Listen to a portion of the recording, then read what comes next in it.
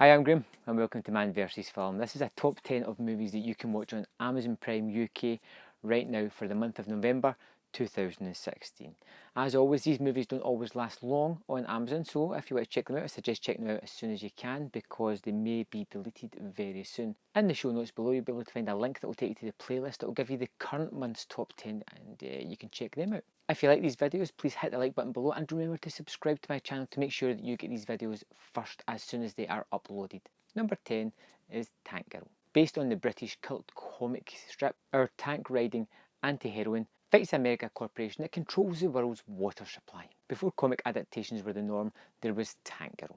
A weird and wonderful movie with a crazy tone and some really weird and wacky characters along with it. The movie stars Laurie Petty, Malcolm McDowell, Naomi Watts and Ice-T as a kind of half-breed human kangaroo mixture. Like I said, the movie's extremely weird, but it's kind of fun and it's interesting to see a kind of comic adaptation from the mid-90s.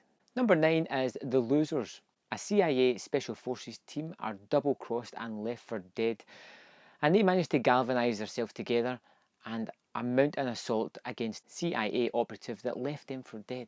Another comic book adaptation with an absolutely unbelievable cast. Unfortunately, The Losers doesn't quite live up to the promise. It does have some good action set pieces and it has fantastic chemistry between the lead actors. It makes this a fun, if forgettable watch. Number 8 is A Walk Amongst the Tombstones. Private investigator Matthew Scudder is hired by a drunk kingpin to find out who kidnapped and murdered his wife. Liam Neeson is back in old man action mode again, although this time it's a little bit differently. It's not as actiony and it has a little bit more of a mystery to it. Unfortunately, it does rely on a number of tropes that you've seen plenty of times before, but as a one-time watch, it's still got enough to keep you interested. Number 7 is Orphan. A husband and wife who recently lost their baby adopt a 9-year-old girl who may not be as innocent as she proclaims to be. This is a really good psychological horror movie with some really good performances. The best actually coming from Isabella Fuhrman, who plays Esther, the 9-year-old titular character. This movie is full of atmosphere and super creepy and has a really interesting climax. Number 6 is The Raven.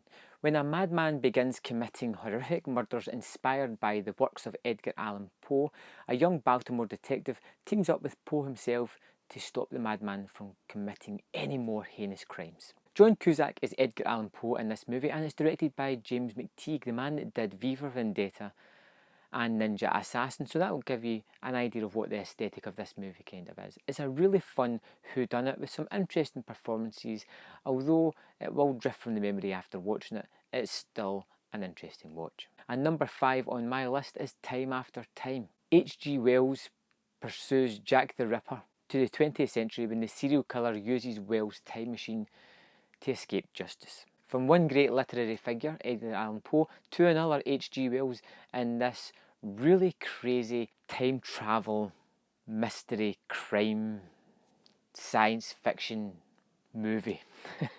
Malcolm McDowell is H.G. Wells in this and David Warner as the Ripper in this really strange, kind of dated or of the time movie that I keep going back to every year or two and I just get so much pleasure out of watching this.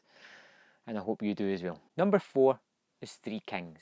After the Gulf War, 4 soldiers set out to steal a hoard of gold that was stolen from the Kuwaitis during this insertion. David O. Russell directs with George Clooney, Mark Wahlberg, Spike Jonze and Ice Cube starring as the 4 soldiers. This is an absolute gem of a movie and it seems to have been forgotten. Admittedly, it came out in '99 where there was a whole slew of fantastic movies, but if you haven't seen this one or you haven't heard it, it is definitely worth your time, worth checking out. Number 3 is Cloud Atlas. An exploration of how the actions of individual lives impact one another in the past, present and future. This is a sprawling epic of a movie that spans centuries and it has about 6 different stories all intertwined throughout it.